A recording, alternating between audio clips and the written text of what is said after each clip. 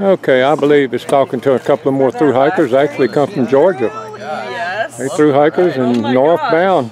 First time that we have seen them. Oops. What? That's good. They What? love the variety of drinks. Okay. They like I've the never even blackberry. heard of a blackberry ginger ale. Right. Okay. Green apple, Fanta. She picked up all those. I'm gonna go ahead and get y'all's names, guys. Give me some information about yourselves. I'm Early Bird and I'm from Vermont. Early Bird, how did you get your name? I got my name in 2012 when I was hiking the Long Trail because I got up early. It was in October and it was cold and the days are short. So. Are you from around the Long Trail? I am, yeah. Where I is- grew up around Killington. Killington, okay. Bridgewater. Yeah, Yeah. great, great. Let me see who your buddy is here. Yeah, I'm Kool-Aid from Colorado. Kool-Aid. Yeah. I've either heard that name this year or there's been another There's a Kool-Aid. Dr. Kool-Aid somewhere. Okay. How'd you get that name? It's a terrible story, but I got it in 2016 on the Pacific Crest Trail because I said, "Oh yeah," a lot. Oh yeah. So they called you Kool-Aid. Yep, the Kool-Aid Man. The Kool-Aid Man. Yeah, that's right. And so you, this is the second leg of the Triple Crown, or did you do the CDT I did already? the CDT as well. I actually have a few hundred miles I got to go finish out, but I'm going to do that this summer as well. So. Oh wow! So Looking this is getting your Triple Crown. Crown and her as well. Yep. Oh really? You Yeah. didn't tell me that. You're holding that back from me. Did y'all know each other prior to this trail? No, it just so happens that we're That's both- amazing. Yeah, I Met did the outside PC. of Damascus and had a similar pace, and Wow, that is really amazing. since Think then- y'all summit together or near each other? Yeah, around at the same time. Yeah. Yeah. Huh? And where are you from, Kool-Aid? I'm Colorado, from What- Durango. Durango. Yep. We've been there skiing, snow skiing, Yeah. and just sightseeing out in that area.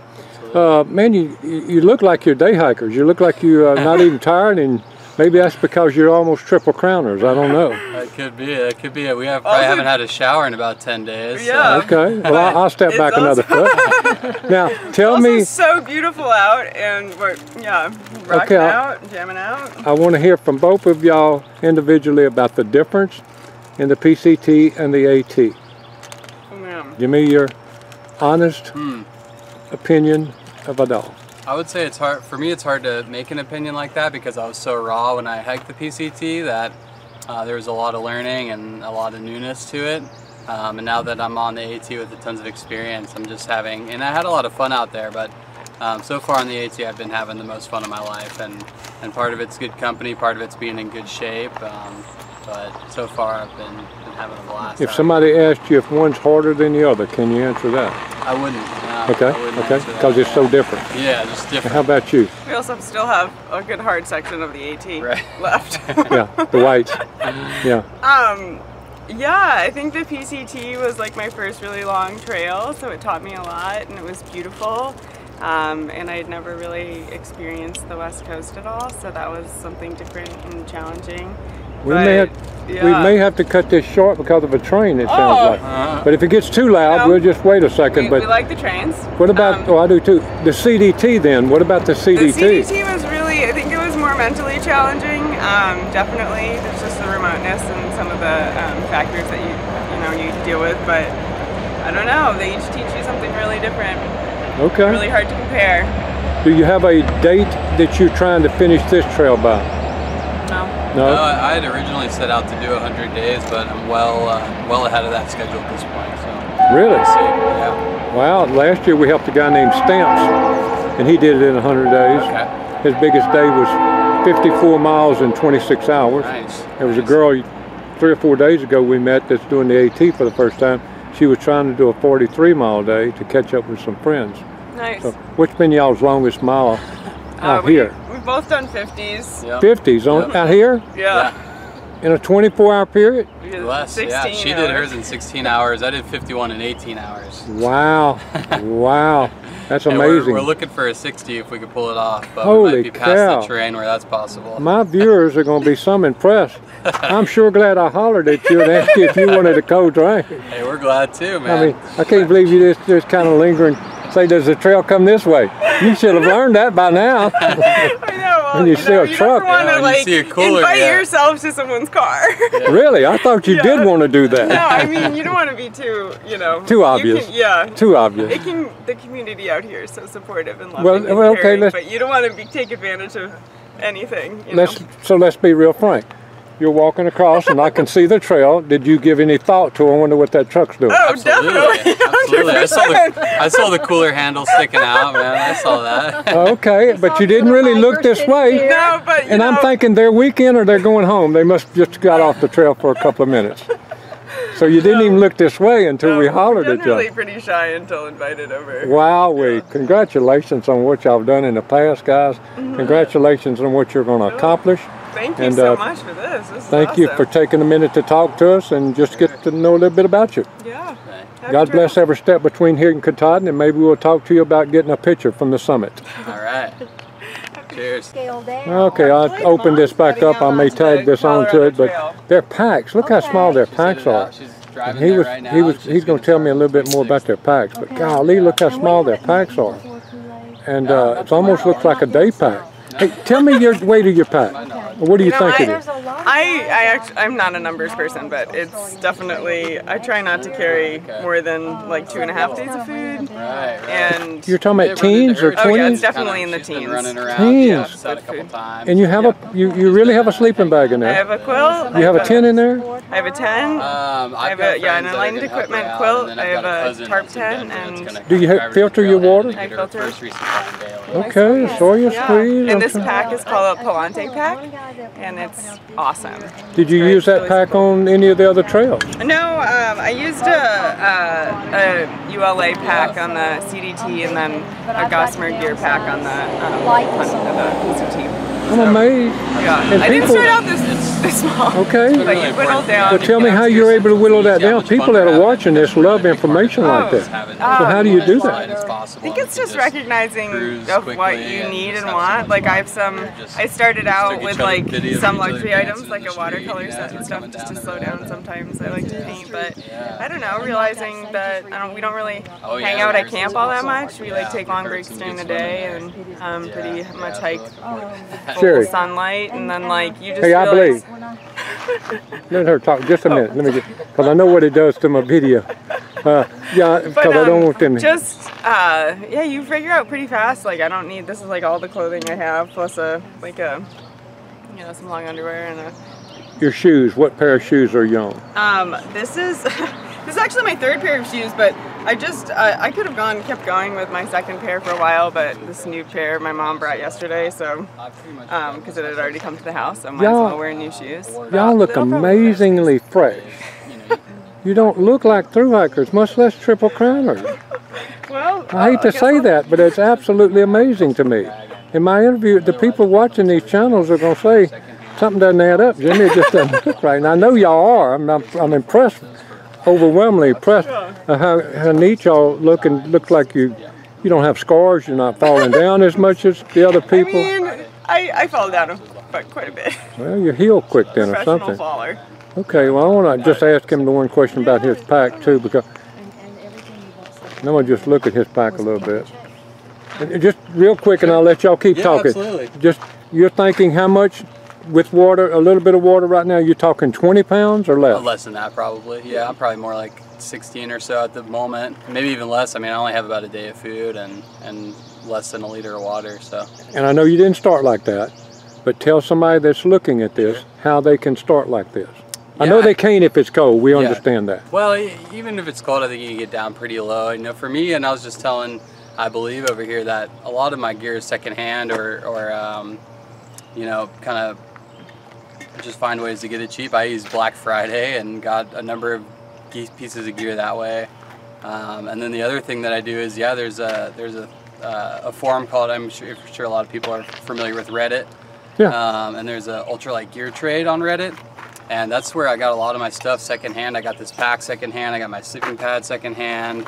I got my rain jacket secondhand, you know, all for probably, you know, half or close to half the price of what it would be new, and it was in fairly new condition. So, you know, I did it pretty cheap, I think. Wow, that's amazing, guys. I'm not going to keep you any longer. In no way I want to disturb a triple crowner on what they're planning on doing. We're glad to. Again, thank you again. Yeah, sure, you bet. On the trail, and just caught somebody that we saw the other day. Beaver Pelt is over there. Let me just holler at him real quick. Howdy. Beaver, how's it doing this morning? Doing good? Great. The sun's out, so hopefully the rain holds off before I get where I'm going. Where'd you stay last night, Beaver? Last night I was at, pardon me, the Mount Wilcox North shelter. Pretty Must have good. started early. Yeah, I start at 5 a.m. every day, so. Oh, yeah, Did there you it? go. Was it a pretty good shelter? It was a, Just it was for an old kids? shelter. There was, I don't know if it was a mouse or a squirrel, but something was making noise in the rafters all night long. We were all awake pretty much most of the night. And it was actually pretty crowded. There were about 10 people there, and the ridge runner who was there says that there's never anybody there. He was surprised to see so many people, but I talked to him yesterday, the ridge runner. He said a Saw. lot of bears over there. Saw, what was his name? Saw, Yeah, he's been in this area a long time. yeah. He's a good guy, cool guy. Yeah. Talked to him a good while. Yeah, he was telling me yesterday when I saw him 3 or 4 roads back, there's a lot of bears in there. I said, really? I hadn't talked to anybody that saw a bear in the last few days. Have you? I haven't seen any, but a couple that did come into that camp last night, they said that there was a sighting within a mile or 2 of there, so Okay, they're in the area. cool. Yep. And then I walked out by another person just walked out, and I usually don't even ask them much until I cut the camera on, and that's kind of what's happened to me here today. Give us your name, trail name, anything you want to share with us. Yeah, my name is Farfar, is my trail name. I think I saw you. Did I not see you way down in Georgia? It's possible. I think I got you on camera at while your picnic area with some hot dogs. Do you remember any of that? That could be. That could be, yeah. Yeah, my name's Farfar. I'm Farfar because my grandson calls me Farfar. It's Swedish for father's father. So it's, and I hope to be hiking a far, far distance, so kind of works in many ways. I started March 11th, just north of the Smokies. Yeah. And I hiked to Daleville, Virginia, then jumped down to Springer, spent a few days with my son and his family down in Atlanta. And ended up with getting shin splints on the hike down to NOC. Long descent. I'd never had shin splints before, and man, they stopped me in my tracks. I was off the trail for about a week just trying to recover from that. Had another bout later on, so I'm not sure I'm going to be able to finish the whole trail this year, but that's okay. I can finish it next year. Before, I've heard a lot about you. Now, my mind's just going crazy on the other side of this camera. But I've heard a lot about you, and I'll talk a little more about when we get off of here because, yeah, you've been pretty popular on the trail. Oh. Yeah, I mean, I'm serious. I've heard a lot of people ask me, said, you see Farfar? And I think now that I'm getting you mixed up with somebody else that we didn't see you further down, but we'll figure all that out. But when you say chin splints, you're probably going to get a kick out of this little story I'm going to tell you. In 2014, when my wife was through hiking at Buena Vista, if you remember back in Buena Vista area, there was a father and a daughter hiking together, and he had already hiked the Appalachian Trail in 1985.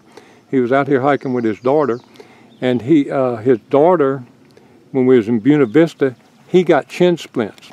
His daughter had had them prior to him getting them, and he kept telling her, oh, it's not that bad, come on, let's keep walking. When he got them in Buena Vista, she got in the truck with me to go get him some medicine and all, and she said, I am so glad Dad got shin splints. Yeah, now he knows. Now he knows what she was talking about. They really hurt. Yeah, I was surprised. I'd never had them before. Yeah. So I've been journaling on trailjournals.com. That's where under the name Carl. Okay. And maybe you've seen me there. Yeah, I think I have. I write every day. And where are you from, Farfar? I'm from northern Virginia. Where am I from? Today. Northern. I live in northern New Jersey. Okay. Last night I camped at the Shaker campsite. Yeah, yeah. The guy that's helping us Trail Magic today is from New Jersey, and he through hiked in 2016, and he'll be here in 15, 20 minutes probably. But how far are you going today? I just heard you say you're getting off at 20? Yeah, I'm getting off at 20. A friend of mine is going to pick me up and put me up for the night and get me a shower, laundry, and all that stuff, resupply. And then tell me what made you decide to hike the Appalachian Trail? Well, you know, I found out about the trail probably when a lot of people did when they read Bill Bryson's book. That was back around, you know, the late 1990s. Yeah. And it just kind of grew in my mind over the years, and I realized that this is something I really want to do, but I had to wait till I retired. I retired last March and started this March. How old are you? 66. My wife turned 62 when she hiked hers in 2014. And we've got several people around us we're helping this year in their 60s. It's different for a 60-year-old than a 20-year-old. Oh, God. You see, The speed with which the young people pass me is disheartening. yeah, and Beaver over here to my right, your left, He's kind of fast. How old are you, Beaver?